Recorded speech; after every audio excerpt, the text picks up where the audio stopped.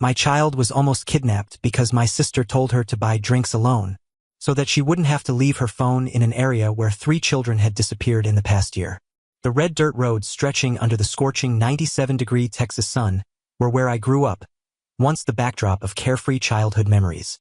Yet, on that fateful day, this familiar road almost became the place that witnessed the most horrific nightmare of my life, when my eyes saw my little daughter being approached by a stranger, all because of a can of Coca-Cola. The story I'm telling today isn't simply about what almost happened on that road. It's about the fragile line between love and excessive indulgence, about responsibility and unforeseen consequences, and about the hardest decision my family has ever had to face. Listen to the story and ask yourself, if it were you, what would you do? Before diving into the story, thank you for once again taking your precious time for today's show. I send you my best wishes and a truly peaceful day.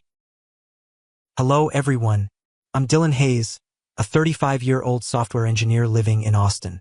The story I'm sharing today took place at the end of July this year, when I took my 10-year-old daughter to visit our family farm in Tornillo, Texas, for summer vacation.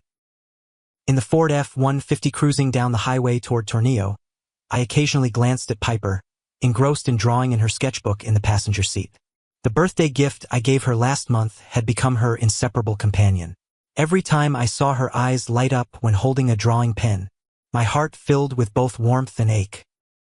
3 years had passed since my wife suddenly left us in a traffic accident while crossing the crosswalk near the Gateway Apartments in Austin. 3 years of father and daughter leaning on each other, me trying to learn how to be both father and mother to a growing little girl. Sometimes I still wondered if I had done well enough. In the quiet cabin, Piper's voice suddenly rang out as she sang along to a country song playing on the radio. When she heard the familiar notes, Piper stopped drawing, her eyes lighting up as she looked at me excitedly and asked, "Do you remember this song? Mom used to sing it to me when I was little, right?" And the little girl never stopped missing her mother. My parents' farm was located in a remote area near the Mexico border. It was the place I had left after serving in the Marines for 4 years. Now, after more than a year of not visiting due to being busy with work and city life, we were going back. But in my heart, I couldn't help worrying about seeing Amber again, my 26-year-old sister. Since I left home for the military, leaving my teenage sister with our parents, the relationship between us had always been tense. In our last argument before I left, Amber stood in front of me with red eyes, tears streaming down as she said, "You only ever care about yourself. You know how to run away from responsibility." Through recent phone calls with my mom, I learned that Amber had just lost her job for the 3rd time this year and was living at home, waiting for what she called the next opportunity. Last weekend evening, while I was preparing for the trip, my mom sighed worriedly with a heavy voice. She lost her job again, Dylan. This time it was because of arguing with her boss about the weekend work schedule. Still, Piper always loved Aunt Amber. To my daughter, Amber was the wonderful aunt who always brought cute little gifts and told interesting stories about city life she experienced during her trips away from the farm. Last year's birthday, when she received a beaded bracelet from Amber through the mail, Piper immediately called her aunt, her voice ringing with excitement through the phone speaker. "This is the most beautiful bracelet I've ever seen. Thank you, Aunt Amber." When the car slowly turned onto the dirt road leading to the farm, my heart beat faster at the familiar childhood scene. At that time, I couldn't have imagined that this visit would forever change our lives and force me to weigh family love against the values I deeply believed in. After traveling more than 500 miles with my daughter's endless excitement about visiting grandparents and aunt, as soon as the car stopped in front of the porch, Piper jumped out and ran into Grandma's arms. My mother, Marilyn, hugged her granddaughter tightly, 2 streams of tears flowing down her wrinkled face. She was always moved to tears whenever she saw Piper because the little girl looked so much like her mother. With trembling hands stroking her granddaughter's hair, my mom choked up, whispering, "I missed you so much, Piper. You've grown even taller." From the equipment shed, my father, Earl, emerged with hands stained with machine oil. A rare smile appeared on his weathered face when he saw us. The wrinkles around his eyes relaxed for a moment, as if all worries about crops temporarily vanished. My dad patted my shoulder, his eyes shining with barely contained joy. "Hello, son. So good to see you're back." Amber appeared last, her hand never leaving her phone. My sister stood leaning against the doorframe, her eyes quickly glancing over us, then returning to the screen. Only when Piper ran to hug her did Amber reluctantly put her phone in her pocket. With a half smile, my sister bent down to hug Piper, saying, "I missed you so much. Have you used the birthday gift I sent?" But perhaps most notable was how Amber hugged Piper, hurried but genuine, as if, despite being busy with the virtual world, my sister still reserved a real corner of her heart for her niece. During the simple dinner with beef stew, underlying tensions began to surface.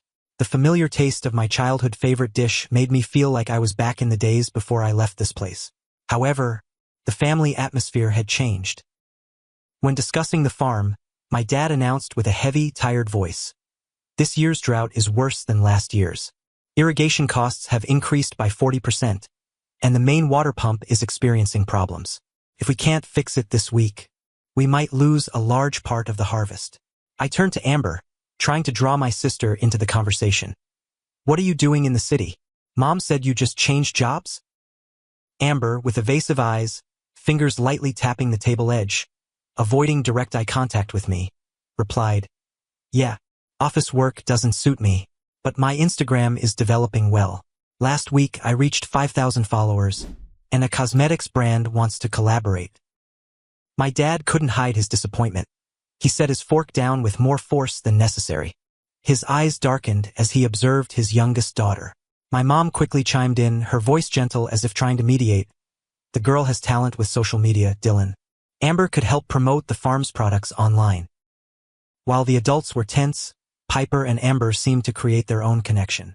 When Amber promised to teach how to take aesthetic photos for Instagram tomorrow, Piper's eyes lit up with excitement. The little girl grabbed her aunt's hand, her voice unable to hide her eagerness. "Really? I really want to learn photo editing like you. Can you show me how you did it with yesterday's photos?" After dinner, my dad pulled me out to the porch. In the darkness with only moonlight shining, the wrinkles on his face became even deeper. My dad looked out at the dark field, his shoulders heavy with worry, his voice dropping just loud enough for me to hear. "I don't know what to do with Amber anymore.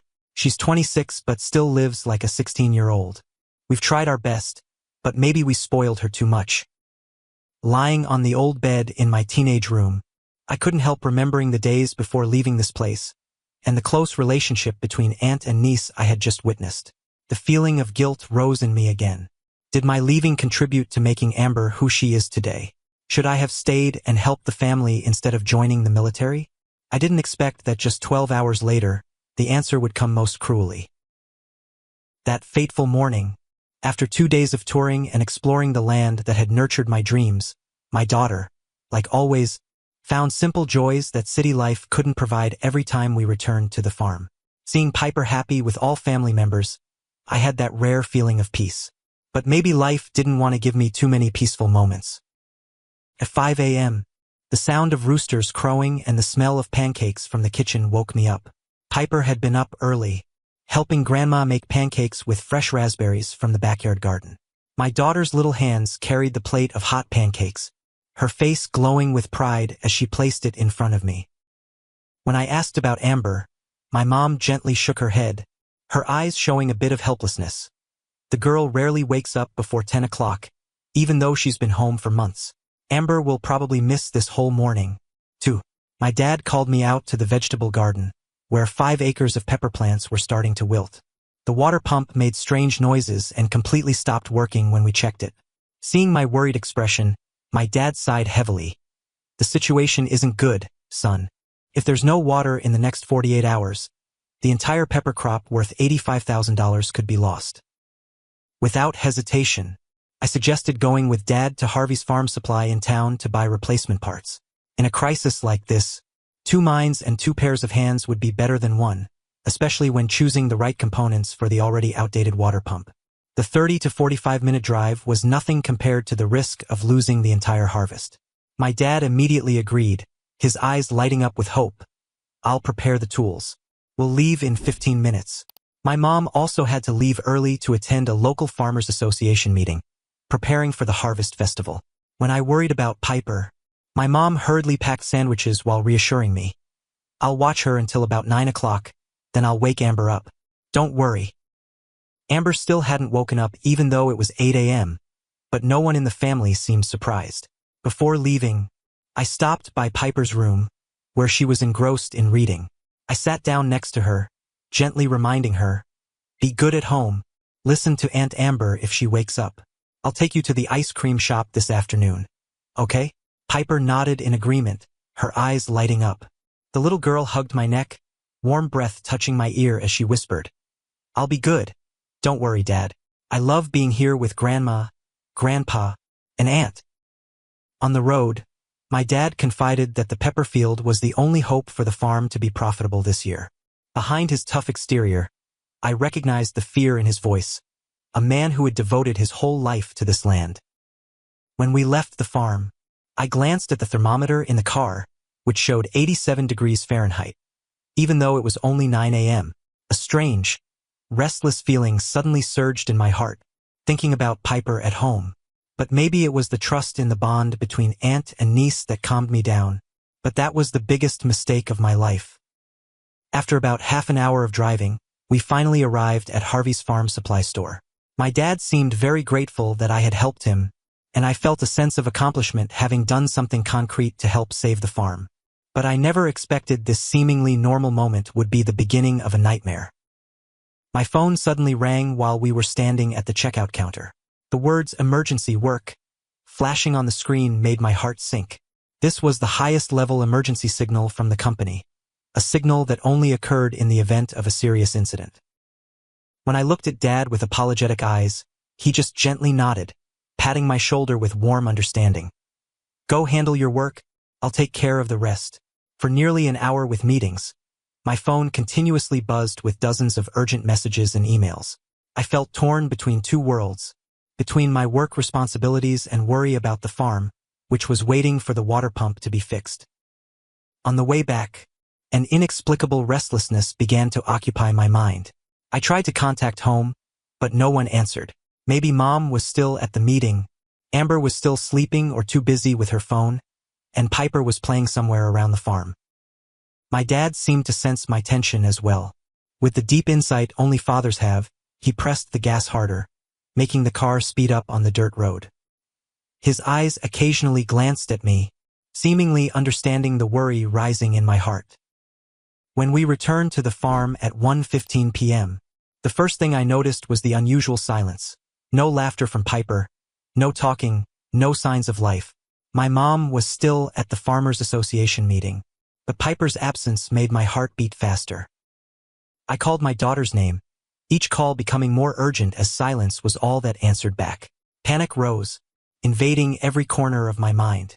With hurried steps, I rushed to Amber's room, where my sister was lying on the bed, wearing AirPods, eyes glued to her phone as if the outside world didn't exist.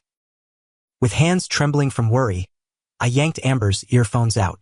Before I could ask, my sister, with surprised eyes mixed with annoyance at being disturbed, casually said, "Piper went to buy drinks. She was thirsty, but I didn't want to go outside because it was too hot." In that moment, my entire world seemed to collapse. A paralyzing feeling spread throughout my body as I realized my daughter was alone out there, on the deserted road where child disappearances had occurred. "By where?" I almost yelled in Amber's face, feeling like my heart wanted to jump out of my chest. Amber shrugged, her eyes still not daring to look directly at me as she answered, "I told her to go buy Coke and some candy at Minimart. It's only a 10-minute walk from here." My throat went dry, blood rushing to my head as I struggled to ask more. "And how long has she been gone?" Amber hesitated for a moment, fingers fidgeting with the pillow edge, finally saying in a diminishing voice, "About 45 minutes?" The answer hit me like lightning. 45 minutes for a 10-minute journey? Amber quickly sat up, hands raised as if to stop the rage building in me. My sister's voice becoming defensive and argumentative. "I've taken her there several times before. This was just the first time she walked alone. We used to go by ourselves when we were kids, don't overreact." Right then, my dad rushed into the room, probably drawn by my yelling. His face went pale when he understood what was happening. His eyes, already colored by time, now shone with undisguised terror. I rushed out of the house, Each passing second could be the line between safety and tragedy. My throat hurt, but I kept shouting Piper's name without stopping. My calls echoed in the space, only to be swallowed by the terrifying silence around. My dad quickly followed by car, his face tense as he rolled down the window, his voice urgent. "Get in the car, son. Last week, there was a kidnapping in Junction, 30 miles from here.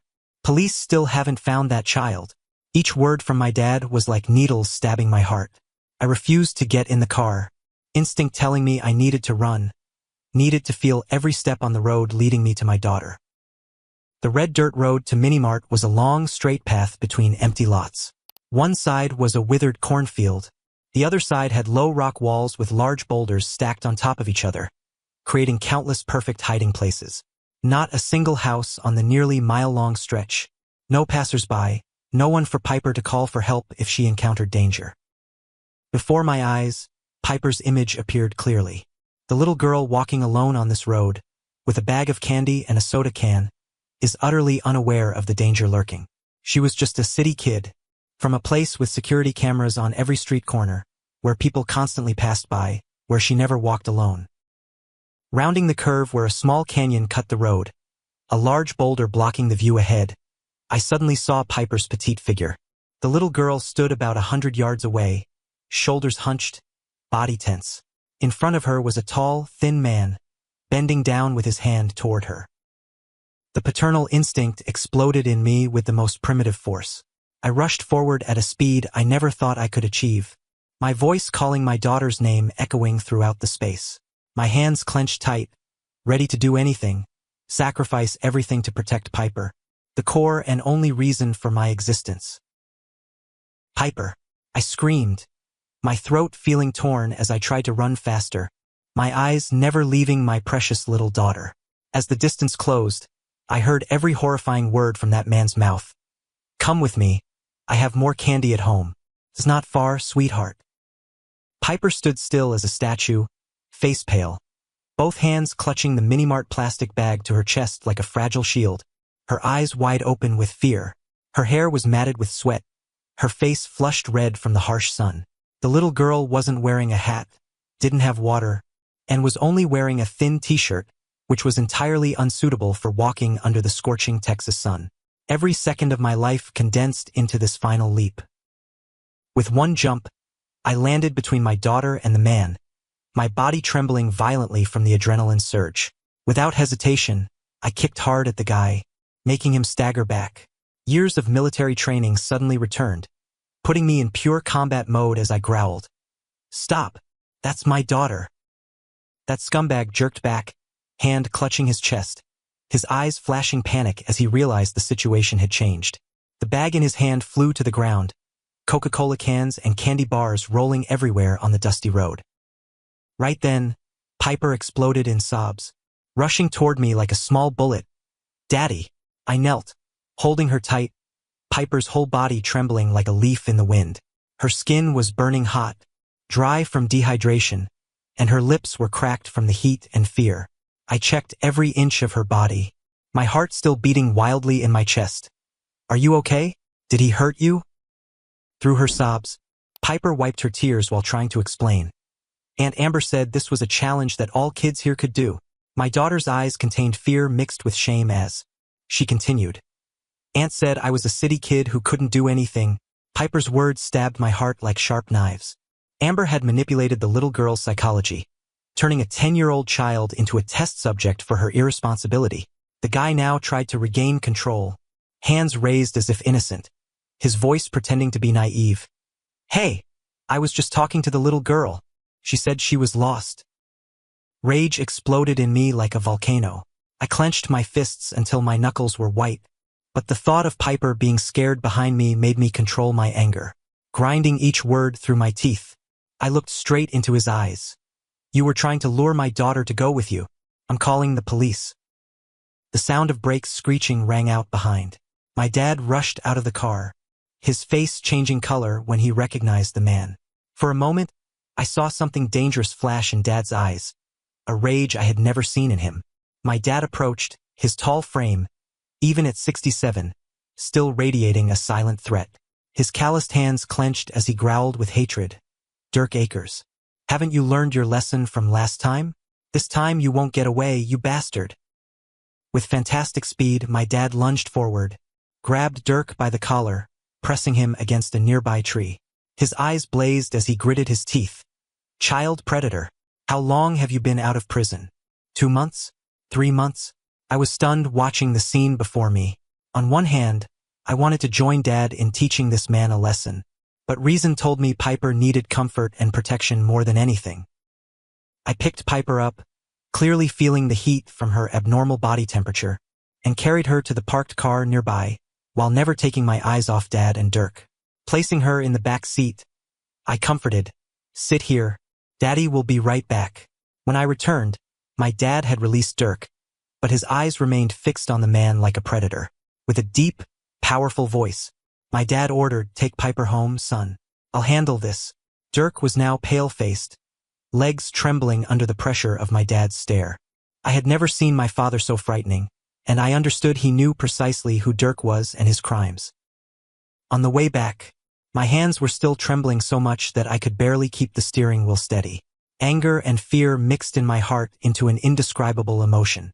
My dad was calling the local police, describing Dirk in detail, providing his license plate number, and what chilled me was when he mentioned prior convictions for harassment and child abduction and violating restraining orders. As the car approached the farm, I glanced in the rearview mirror and saw Piper sitting silently in the back seat, her eyes still teary. Then I looked at Dad, his face showing determination I rarely saw. 3 generations in my family were all ready to protect loved ones at any cost. But today, a family member had put the youngest child in danger. I knew that when we got home, a difficult decision would await me. I entered the living room with Piper in my arms, anger still seething in my heart to the point I was afraid I might lose control. My mom had returned from the meeting, her eyes wide with horror at seeing her granddaughter crying and my hardened face. She hurried forward, hand gently touching Piper's shoulder, voice full of worry. "What happened?" I looked straight into my mom's eyes, voice cold as ice. "Ask your daughter." Without waiting for Mom's reaction, I led Piper to the bathroom to wash her face and soothe her sunburned skin. I placed wet towels on her forehead, gave her water and light food, and spoke to her gently to help calm her down.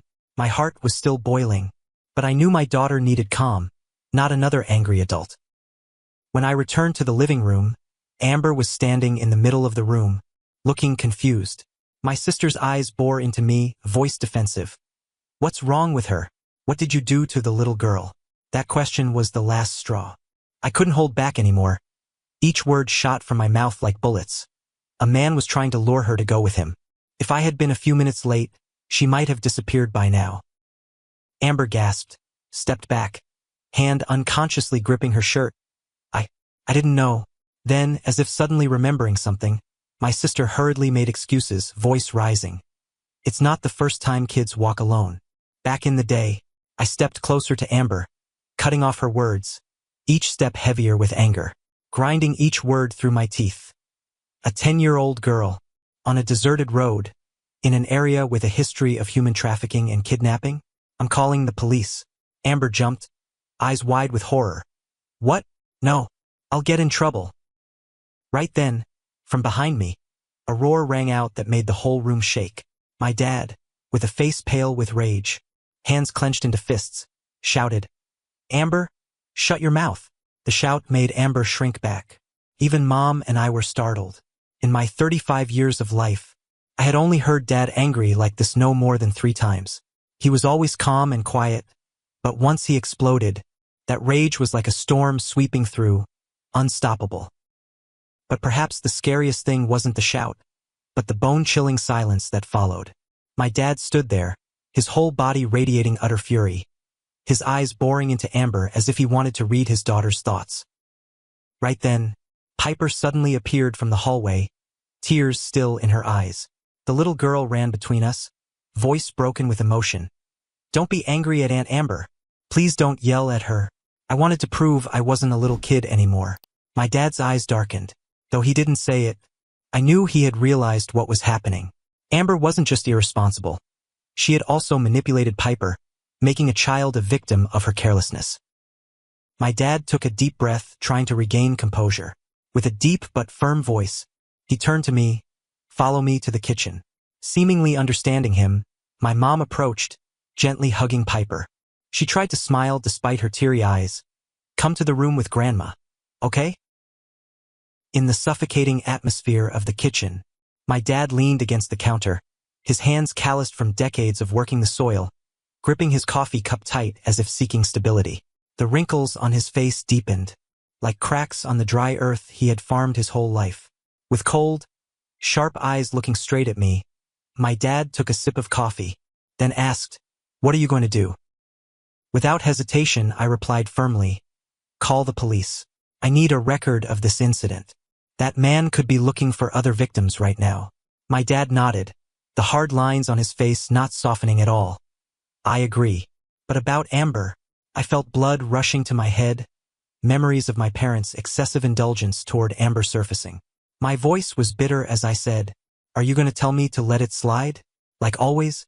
Suddenly, my dad slammed his coffee cup down on the kitchen counter, his voice steel and decisive. "No, not this time." Piper was almost harassed. "This isn't a small matter." I stood in stunned silence. For the first time in years, I saw a look of unusual determination in Dad's eyes. But thinking about my sister's future, and about Piper's pleading eyes when she defended her aunt, I felt conflicted. Despite my anger, I still clearly remembered the special bond between Piper and Amber, the rare affection my daughter had after her mother's death. Seeing the hesitation in my eyes, my dad took a step closer. His eyes had softened but remained resolute as he suggested, "Give Amber two choices. Either face the police or become independent, leave this house, find work, take responsibility for herself. No more financial support, no more free housing." A soft sigh came from the doorway. My mom had been standing there for who knows how long, her eyes red but shining with rare determination. My mom's voice was quiet but firm. "We agree to this." We returned to the living room, where Amber was still sitting on the sofa, eyes glued to her phone as if it was the only way to escape reality. But my sister's trembling hands betrayed the anxiety smoldering inside. My dad approached, standing straight in front of Amber. With a voice that didn't waver, he declared, "You have two choices. 1. Dylan will report everything about today to the police, including how you endangered Piper." Amber jerked her head up, eyes wide with horror, mouth agape, not believing her ears. "You can't be serious." But my dad's eyes didn't waver. He continued, voice dropping, 2. You have 30 days to find work and a new place to live. We won't continue supporting you anymore." Amber looked at each of us, searching for a sign of wavering, a bit of hope that this was just a threat.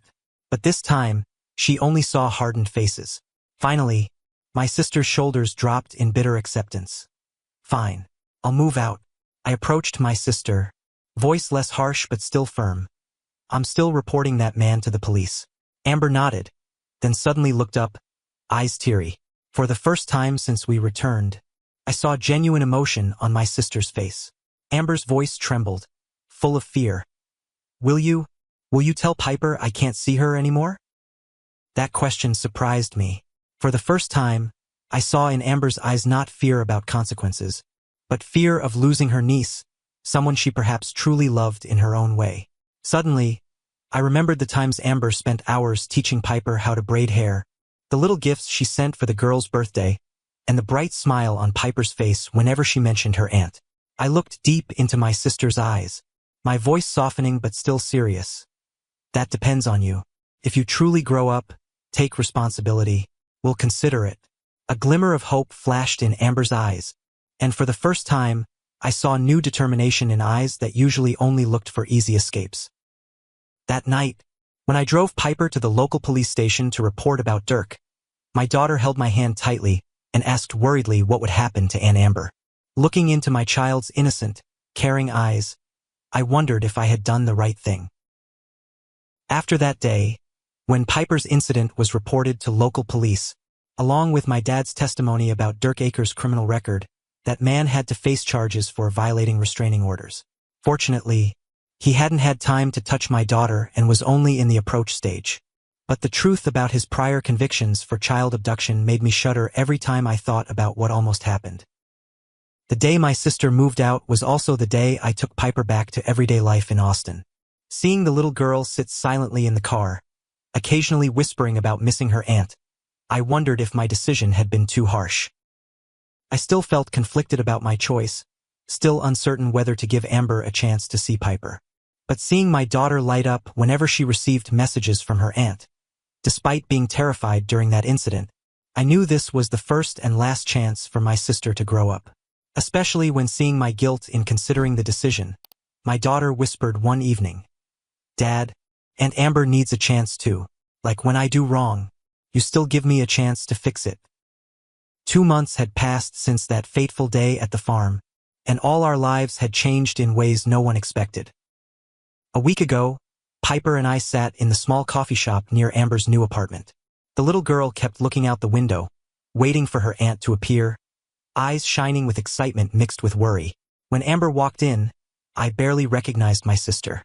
Not because of her simpler appearance, but because of the mature demeanor clearly visible on her face, something I had never seen before. For the past 2 months, Amber had been working as an administrative assistant at a local accounting office. Not her dream job, but a personal record for the most extended period of employment she has held. When she sat down, my sister shared with a tired but proud smile, "For the first time in my life, I've paid my own rent, food, and all living expenses. Much harder than I thought." Dirk Akers had been arrested and faced serious charges for violating restraining orders. With prior convictions for harassment and child abduction, he would return to prison for a long time and be permanently banned from approaching areas with children. In a rare moment of sincerity, Amber turned to Piper, my sister's eyes teary as she said, "I really didn't think about the consequences that day.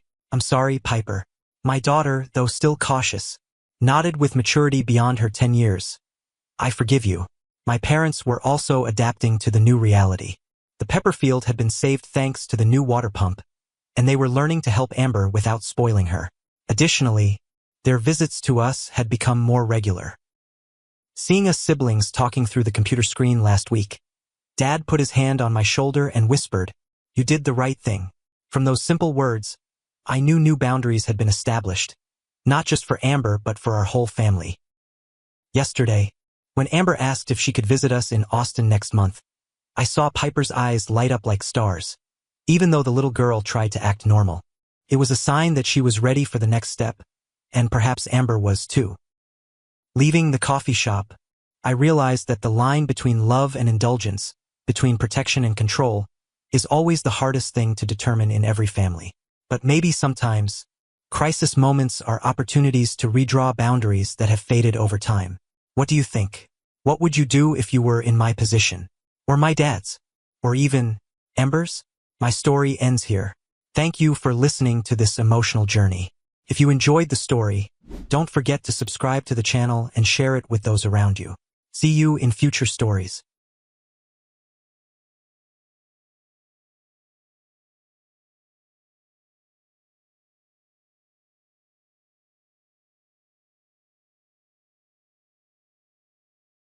Have you ever watched your sister search through your 8-year-old daughter's pockets because she suspected the kid of stealing? I have. 3 months ago, at Sarah's fancy house in Westlake, right in front of the whole family and guests, my sister accused Lily, my adopted daughter, of stealing her $5,000 diamond ring. No evidence, no witnesses, just suspicion and deep-seated prejudices I never realized existed. The confrontation that followed changed everything. Not just because of the baseless accusations, but because of how Sarah saw my daughter like an outsider who didn't deserve to be trusted. Before I delve into the details of the story, I would like to extend a heartfelt thank you for taking the time to listen to my story today. Hello, everyone. I'm Marcus, 32 years old, and I'm a plumber in Austin. 3 months ago, I thought I knew my family inside and out. Turns out I was wrong. I live in a small apartment in East Austin with Lily, my 8-year-old daughter. Lily isn't my biological child. I adopted her from the foster care system 2 years ago, right after my wife died in an accident. Those first days as a widower, I lived like a ghost. The apartment was silent to the point of suffocation. Then Lily showed up with those big, round eyes full of longing to be loved, and everything changed. She saved me, not the other way around. To me, Lily is everything I have. That morning, before heading to my sister Sarah's house for the party, Lily ran into the living room wearing a yellow, flowery dress from the thrift store. When she saw me getting the gift ready, she asked in a shy voice, "Dad, can I wear this dress?" I turned around, smiled, and reassured her, "Of course you can. You look beautiful." Her bright smile at that moment warmed my heart. These were the moments I treasured most, simple moments but full of happiness. While Lily was running around getting ready, I grabbed the $30 bottle of wine I'd bought that morning and put it in a bag. Not an expensive gift, but I hoped Sarah would like it. I was looking forward to a warm family gathering where Lily could play with her two cousins, Emma and Jake. Before heading out, she asked me with curious eyes, "Dad, does Aunt Sarah's house really have a swimming pool?" I nodded and replied, "It does. If she lets you, you can swim all you want." Lily clapped and cheered, as excited as if she were about to go to heaven. I opened the car door for her, watching her climb into the back seat with uncontainable excitement. As soon as she sat down, she turned to me and said excitedly, "Dad, I feel like today's going to be a really special day." I wanted to believe that too, but if I had known what was going to happen that day, I would never have let us walk out that door. I drove away from East Austin, heading toward Westlake, where Sarah lived. The whole trip, Lily wouldn't stop asking about the house, about the pool, about Emma and Jake. She talked so much I had to remind her to breathe. As for me, I just drove quietly and smiled whenever I heard her happy voice from the back seat. At the time, I had no idea that in just a few hours, I'd have to watch my daughter get accused of being a thief. And I never imagined I'd have to face such a painful truth about my own family. After driving more than 20 miles, my old 2010 Honda Civic finally brought us to Westlake. As soon as Lily saw Sarah's house, her jaw dropped, and she asked me, "Dad, why is the house so big?" I turned off the engine, looking up at the $650,000 mansion with 4 bedrooms and a pool in the back. The house was like a completely different world from our cramped apartment. As soon as I stepped out of the car, I felt invisible pressure weighing down on my shoulders. Sarah opened the door to greet us with a bright smile, but I knew exactly what was behind that smile. She led us inside, where several guests were already standing and chatting in the luxurious living room. Right when I walked in, I heard Sarah bragging to a middle-aged woman about her new granite kitchen countertop. We imported it from Italy, $15,000 just for this part alone. Her voice rang out full of pride, and I could only stand there, trying not to show the unease creeping into my heart. Just seconds later, Sarah turned to me and introduced me to a gray-haired man. "This is Marcus, my brother, and this is Mr. Johnson, the CEO of the company we're partnering with." Mr. Johnson shook my hand, his eyes assessing me from head to toe. I could sense that look, the one a wealthy person gives to someone who works for a living. At that moment, I just wanted to hide outside because of the status gap. However, things temporarily improved when my parents, Joe and Susan, arrived. My dad, a tall man with gray hair, immediately hugged Lily tight. His voice rang out full of emotion. "Lily, sweetie, I missed you so much." My mom wasn't slow either. She quickly hugged Lily and said in a gentle voice, "Do you want to come to the kitchen and help me cut fruit?" Lily nodded enthusiastically, her eyes lighting up. Seeing her happy with my parents, my heart felt relieved. At least Lily was genuinely loved here. Emma and Jake, Sarah's 2 kids, also ran over to play with Lily. Emma, a 9-year-old blonde girl, enthusiastically showed Lily around the house. As for me, standing among the guests with my $30 bottle of wine, I felt like I didn't belong. Just when I was about to find a quiet place to sit, I caught Sarah's voice talking to a couple in the corner of the room. Marcus, he lives in this tiny studio apartment in East Austin, but still adopted a kid. The woman looked surprised and asked, "Oh, what does he do that he has enough money to raise a child?"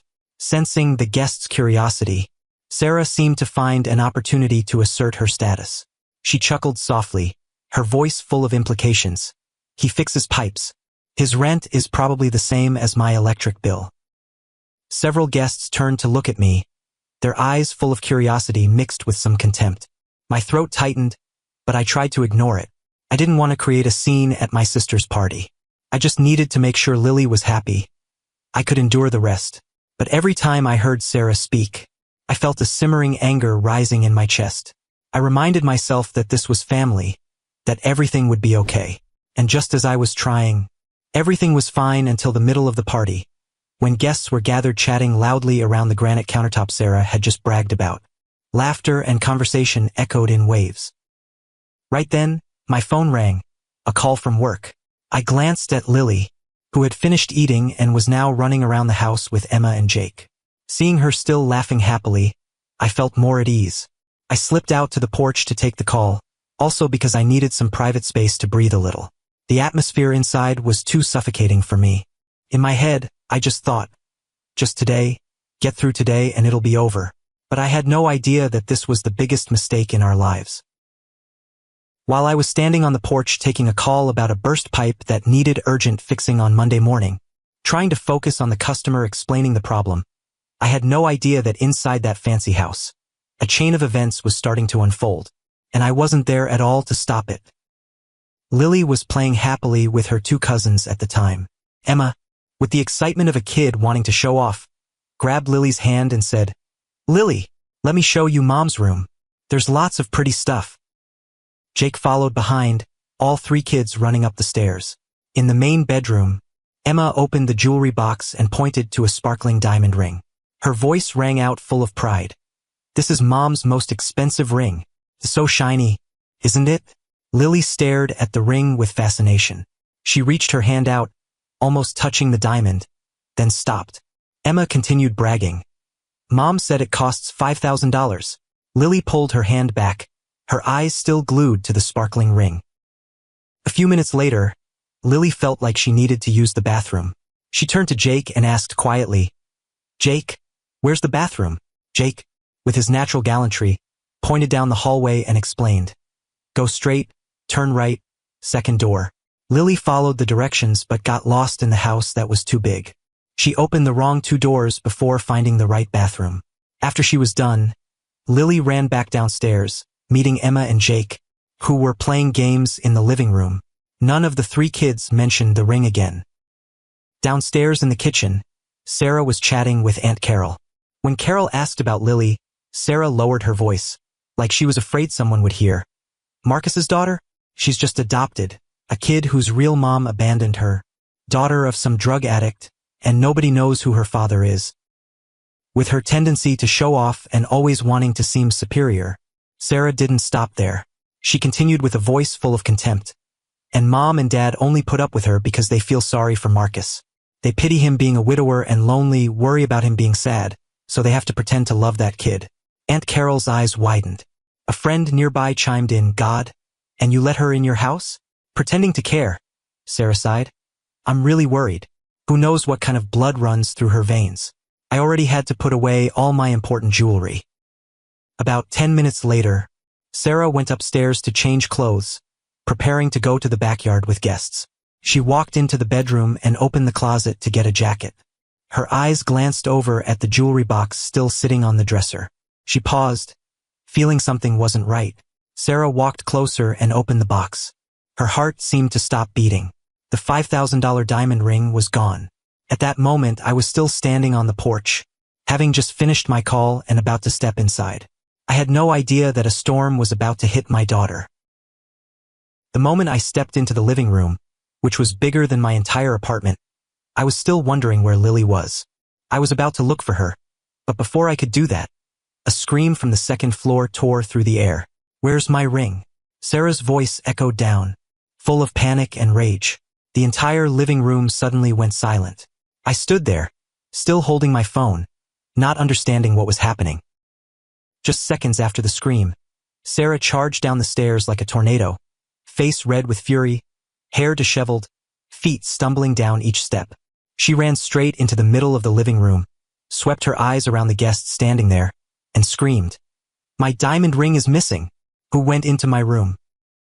Several guests jumped back, backing against the wall, their eyes wide, looking at each other. A man standing near the window asked in a confused voice, "What ring, Sarah?" Sarah whipped around to that man, pointing toward the stairs, then down at the floor, her voice shaking with fear. "My $10,000 diamond ring. It was in my jewelry box. Who went into my room? I stood far away, near the entrance, at least 25 feet from the middle of the living room. At that moment, I thought this must be a misunderstanding. Maybe Sarah had put it somewhere else. However, everything then started to go in a worse direction. Emma was standing next to her mom, the girl looking down at the floor, hands gripping her shirt tightly, then trembling as she spoke up softly, "Mom, I showed Lily your room." That sentence was like a bomb exploding in the middle of the living room. Sarah whipped around, eyes locked on Emma, then immediately scanning the crowd for Lily. She pointed toward Lily, who was standing next to Grandma, and screamed, "Lily, get over here now." From across the room, I saw her jump, both hands gripping Grandma's sleeves, eyes wide with terror. Lily ran over, feet stumbling, voice shaking. "Aunt Sarah? What's wrong?" As soon as Lily got close, Sarah pointed right at her face, stepped closer, and accused without hesitation. "You stole my ring, didn't you? You went into my room and took my ring." Hearing the accusation, Lily stepped back, tears starting to fall, head shaking back and forth. "I didn't take anything. I don't know about any ring." I stood there paralyzed, my brain unable to process what I was seeing. From where I stood to the middle of the living room was a considerable distance. I tried to rush forward, but my feet felt nailed to the floor. While I was still struggling to move, Sarah had already stepped closer to Lily, bent down to her eye level and screamed in her face, voice getting harsher. "You're lying. Only you went into my room. The ring is gone. Where did you put it?" But for a panicking child, those accusations only made her more terrified. Lily sobbed, both hands covering her face, shaking her head while speaking through choking sobs. "I didn't take. I just went to the bathroom." But Sarah wasn't listening, or didn't want to hear. She reached out, grabbed Lily's shoulders, and started searching her pockets. Lily panicked, trying to back away, but Sarah held tight and wouldn't let go. Right then, realizing how serious this was, I rushed toward my daughter, feet starting to run, but the distance was too far. Before I could run 5 steps, Mom had jumped up from the sofa on the other side of the room, charged over, and shoved Sarah's hands away hard. Her voice rang out, "Sarah, what are you doing?" Sarah was startled by Mom's action, let go of Lily, and turned to her, eyes red. "Mom, stay out of this. This kid stole my ring, my $10,000 ring." Mom didn't back down, still standing between Sarah and Lily like a protective wall, voice firm. "You can't treat her like this. Lily would never do that." Sarah shook her head hard, refusing to back down, pointing at Lily, then up at the second floor, voice nearly screaming. "Then where's my ring? Only she went into my room." Grandma hugged Lily tight, pulling her into her embrace, shielding her with her whole body. Lily was trembling in her arms. Mom turned to Sarah, eyes red with tears, voice full of disappointment. "Lily is your niece. You can't accuse her without evidence." Hearing the commotion, Dad also ran over from the kitchen, stood next to Mom, and held up his hand signaling Sarah to back off, voice stern. "Sarah, stop it right now. You're scaring the child." But Sarah seemed to lose her mind over losing the ring. She stepped forward, trying to pull Lily away from Mom's arms, grabbing her hands and screaming, "It's a $10,000 ring. She took my ring. Mom and Dad have to understand." Several guests standing around started whispering to each other, backing away further to avoid getting involved. Their eyes focused on Lily with suspicion. Aunt Carol stood next to Sarah, nodding slightly, then whispering something into a friend's ear. I was still running, pushing through some guests blocking my way. Everything was happening in slow motion before my eyes. In front of me, Sarah jerked Lily's arm hard, pulling her toward herself and screaming, voice full of anger and desperation. "She's a stranger, not blood-related to this family at all. Why is everyone believing her?" That sentence hit me like a slap to the face. My heart seemed to stop. Lily cried loudly, hugging Grandma tight, trying to pull her hand away from Sarah and screaming through choking sobs. "Grandma, I didn't take it. I didn't take it." Right as those screams and cries rang out, I finally reached them, shoved Sarah away hard, and hugged my daughter tight, and my world collapsed.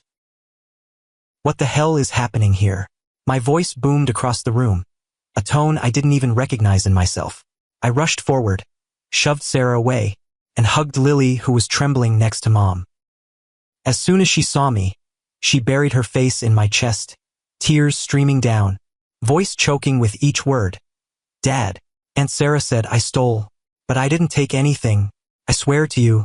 I checked to see if she was hurt, then turned to Sarah, who was standing a few steps away. My voice shook as I tried to control myself. "What did you do to my daughter? Explain."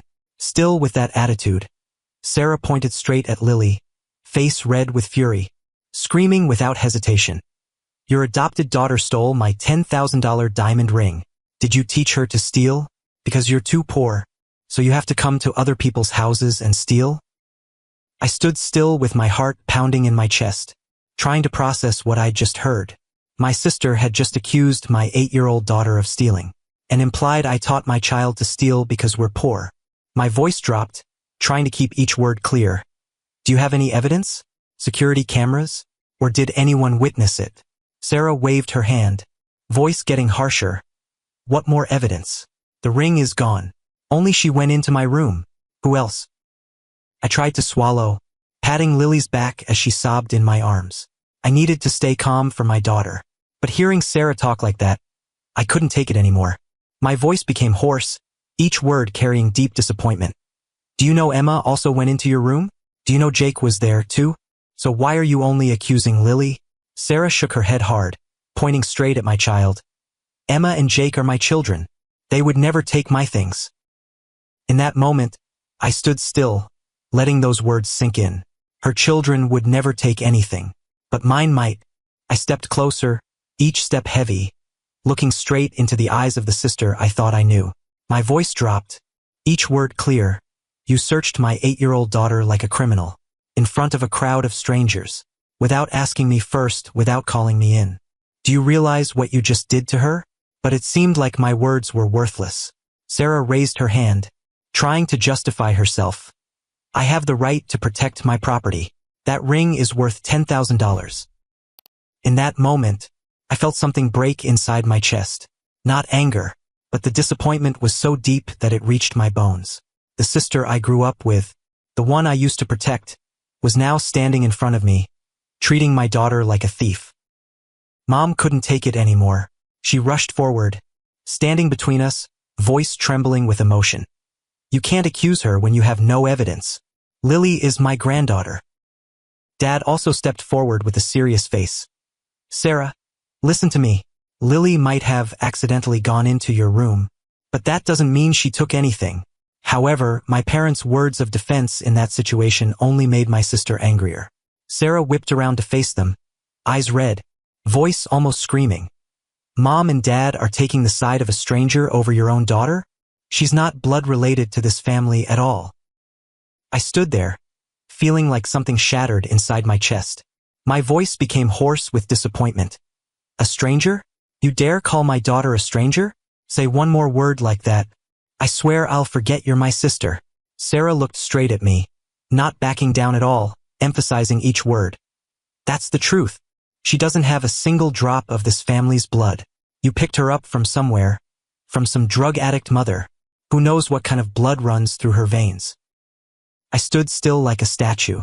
Those words were like knives stabbing straight into my heart. Not into my heart, but into my daughter's heart as she trembled in my arms. I could feel Lily's body flinch slightly each time Sarah spoke. In that moment, I put Lily down, about to rush at Sarah. I thought I wouldn't be able to stay calm anymore and would do something I'd regret later, but, as if understanding my intention, Mom acted quickly. Mom turned to Sarah, tears starting to flow down her cheeks, voice trembling with pain.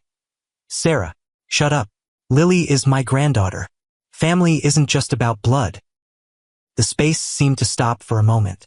Sarah apparently couldn't accept her mother's favoritism toward a child not of the same blood. As for me, I knew if I took another step, if I let anger take over my reason, I'd do something irreversible. So I chose another way. I stepped back, took a deep breath to calm down. I pulled my phone out of my pocket, held it up high for Sarah to see clearly. "Fine. Then I'm calling the police right now. If you want to find your ring, the police will come and search everyone in this house." including Emma, Jake, and all the guests. Let them follow proper legal procedure. Apparently realizing how serious this was becoming, Sarah's face paled. She stepped back, voice shaking. Are you joking? But I wasn't joking at all, and I didn't want to continue arguing. Because Sarah mentioned $10,000, I knew this would be a criminal offense.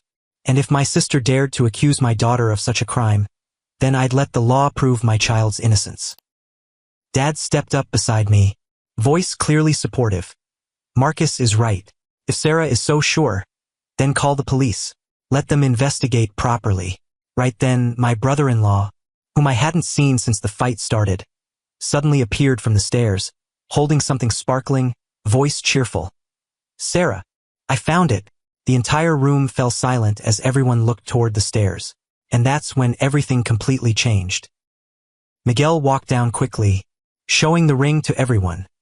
It fell into the narrow gap between the dresser and the wall. I had to use a flashlight to see it. It turned out that from the moment he knew his wife had lost her ring, Miguel, as a doctor used to solving problems logically, had quietly gone upstairs to scrutinize everything. Instead of arguing and blaming, as Sarah did, he chose to look for actual evidence. In that moment, Sarah was shocked, and I was still holding my phone with 911 lit up on the screen. In the thick atmosphere of embarrassment from the ring's owner herself, Emma stepped forward from behind, saw the object in her dad's hand, and said softly with regret, "Mom, I think I forgot to put it back in the box. I left it on the dresser and ran downstairs to play." Sarah stood there, face burning red, mouth moving but unable to speak. My mom sighed with relief, hugging Lily tighter. Dad looked at Sarah with eyes full of disappointment. As for me, I stood still, looking at the sparkling ring in Miguel's hand, then down at my daughter, trembling in my arms. In that moment, I realized a painful truth. Some wounds can't be healed with just an apology, and my daughter had just endured such a wound. The moment Miguel held up the ring, Sarah stood there like a lost soul. She looked down at the sparkling diamond, then at Lily, trembling in my arms.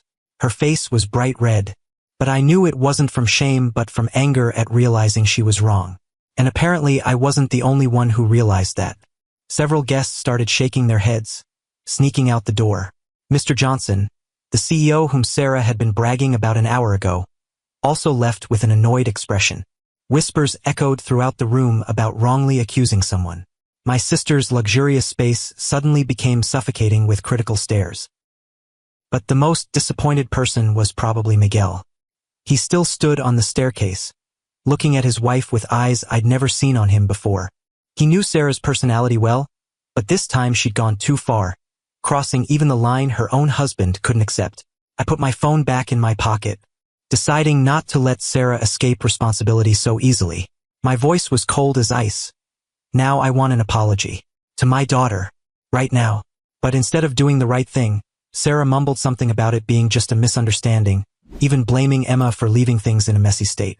She avoided looking directly into my eyes, as if not looking could deny what had just happened. Hearing that, I couldn't control myself anymore.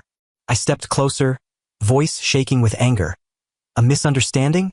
You accused my daughter of stealing $10,000. You searched her like a thief in front of a crowd. My words seemed to wake Mom from her shocked state. She couldn't take it anymore. She turned to Sarah, tears flowing down her cheeks, voice trembling as she demanded her daughter apologize to Lily immediately for scaring her. She said she was ashamed of her daughter. And then Dad exploded too. He stepped forward, face red with fury, finger pointing straight at Sarah. Dad's voice boomed like thunder. Sarah, I raised you for 29 years for you to become a monster like this? You make your parents ashamed. Faced with their parents' outrage, Sarah jumped back, taking several steps. But her ego still wouldn't let her admit her mistake. She turned to Emma, standing next to Miguel, continuing to blame her daughter for not putting things away carefully. That statement made Dad even angrier. He cut her off immediately, voice about to explode, asking if Sarah still dared to blame her own child, asking if she knew what blood and love meant. Dad's words seemed to evoke a deep emotional response in Mom. She hugged Lily tight, crying out through choking sobs. She said Lily was her real granddaughter, while Sarah didn't deserve to be her daughter. The space was boisterous and chaotic at the time. But even hearing those painful words from their parents, Sarah still stood there, mouth moving, then mumbling in a small voice. But she's still not a real granddaughter. That statement was the last straw for Miguel. He couldn't listen anymore. He walked down the stairs, hugged Emma, his voice cold as he told his wife, "I'm disappointed in you. I can't believe you'd do this to a child." Without waiting for Sarah to react, he led Emma to the door. Jake ran after his dad. Miguel looked at me, nodded apologetically, and then disappeared out the door. For him, what his wife had done crossed the limit of what a person with a conscience could tolerate. After Miguel left, the atmosphere in the room felt heavier. Mom knelt in front of Lily, hugging her tight, voice trembling as she apologized, saying she loved her so much. Dad also stepped forward, placing his hand on Lily's head, voice choking as he apologized, saying he loved her like his own granddaughter. Seeing my parents like that, my heart softened a bit. I knew they weren't at fault. My voice became gentler. "I understand, Mom and Dad, but with Sarah, we're done." Lily hugged her grandparents back, voice soft as a whisper. "I love you, Grandma and Grandpa, but I don't want to come to Aunt Sarah's house anymore." Hearing her say that, Sarah suddenly seemed to wake up somewhat. She stepped forward, voice trembling as she begged me not to make a big deal of this, saying it was just a misunderstanding. But for me, it was too late to fix things. I turned around, looked straight into my sister's eyes, voice ice cold. "You accused my daughter of stealing. Now you call it a misunderstanding? Are you sick?" I didn't wait for her to react. I picked up Lily, turned my back, and walked out of that fancy house like escaping from a suffocating place. In that moment, I realized something. Family is never measured by the size of one's home or social status. No matter how rich someone is, how high their position, if they don't have love and respect, then it's all just a shiny coat of paint covering the emptiness inside. Behind me, my parents also shook their heads and left. Only Sarah remained alone in the empty living room, with a few friends whispering and the broken pieces of a shattered party. That was the end of what should have been a fun party. But for everyone in our family, it was a day no one could forget, a day that marked an irreparable breakdown. On the drive home, Lily still sat trembling in the seat next to me. She turned to me, asking softly with a shaking voice, "Dad, why does Aunt Sarah hate me so much?" Hearing that question from my child's lips, I didn't know how to answer correctly in this terrible situation, but I knew our lives would never be the same again, and I would never forgive my sister's actions. That night, when I brought Lily back to our small apartment, I watched her curl up on the bed, my heart aching like it was being cut. Being a perceptive child, she didn't cry loudly, but I knew the wound inside her would never heal. No matter how many times I tried to explain, no matter how often I said family is about love, not blood, the words Sarah had said were carved deep into an 8-year-old's mind. A week after that incident, I truly realized the deep damage Sarah had caused. Lily became frighteningly withdrawn. When visiting friends' houses, she didn't dare touch anything, even when invited to do so. She'd sit still, hands neatly folded on her lap, like she was afraid touching other people's things would get her accused again. And every night, she'd ask me with a trembling voice, "Dad, since I'm not your real daughter, do you really love me?" That question made my heart clench. I'd hug her tight, reassuring her she was my real daughter. But Lily still worried, asking if not having the same blood as the family meant she didn't belong here. Each time, I'd patiently explain, family isn't just about blood but about love, and I love you more than anything. Meanwhile, my phone rang constantly. Mom and Dad called from Ohio every day, worried about Lily. After 3 days of calling, they decided to fly down to Austin to see her. They stayed at my small apartment for a whole week, spending time playing with Lily, trying to soothe her pain. But every time I met Mom in the kitchen, she'd quietly mention Sarah. She said Sarah was in terrible condition. Miguel had taken Emma and Jake to his parents' house, refusing to come back. Sarah lost her work contract because Mr. Johnson backed out after that incident. She called Mom every night, crying and begging to meet me and Lily to apologize. Every time I heard Mom's stories, I just shook my head. To me, what Sarah did was unforgivable. That weekend, before flying back to Ohio, Mom mentioned Sarah again. She said Sarah had changed. Her daughter was learning to recognize her mistakes. I cut Mom off, voice firm. "Mom, Please stop. If you continue to discuss Sarah and pressure me to forgive, I won't answer the phone anymore. I'm serious. Mom went silent. She understood I wasn't joking. By setting that boundary, I just hoped my daughter could live without carrying any more pressure. But maybe deep down, I knew this crack would never heal. After I set limits, Mom seemed to understand everything. She stopped mentioning Sarah in our calls. As for me, I took Lily to therapy every week, trying to help her heal those invisible wounds. Every night, I'd think about that party. I blamed myself for easily letting my daughter get hurt like that. But I knew, as a first-time father, that every crisis was a painful lesson no one taught you beforehand. In the first 2 weeks after the incident, I still received video calls from Emma and Jake. The two little ones missed Lily, always asking when she'd play. Every time my heart hurt more.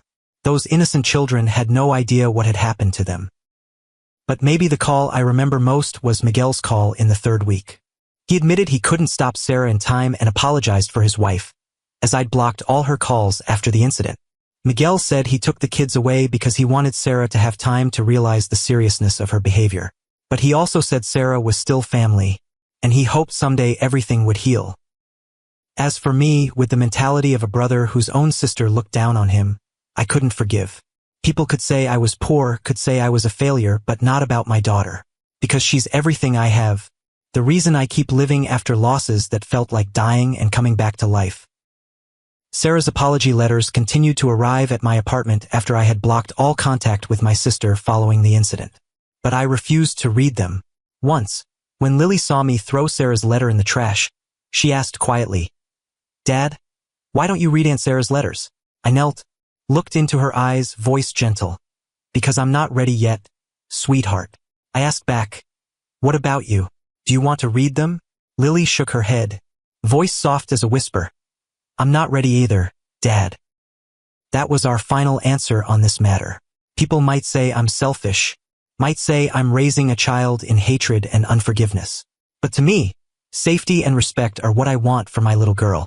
No matter what anyone says, no matter how worried my parents are, I'll stay firm in my decision to protect my child. 2 months after the incident, Miguel returned to Sarah. He told me over the phone that she'd changed a lot, had gone to therapy, and was learning to become a better person. I was happy for him, but didn't change my position at all. Yesterday, for the first time in 3 months, Sarah came to my apartment. Through the peephole, I saw my sister looking haggard, no longer arrogant like that day. My heart softened a bit, but I didn't open the door. And that's when she had to realize, I'm poor, but I'm not pathetic. My dignity isn't measured by money. My story ends here. And if there's one thing I want to share with you through the story, it's probably this. Family isn't about blood or status, but about love and respect. And sometimes, setting firm boundaries is how we protect the people we love most. Before I conclude, I would like to ask you, if you were in my situation, what would you do? Are there boundaries in a family that can't be crossed? Leave your thoughts in the comments. I really want to hear them. If you like the story, don't forget to subscribe and like the video to help us stay motivated on our journey of sharing emotions. See you again.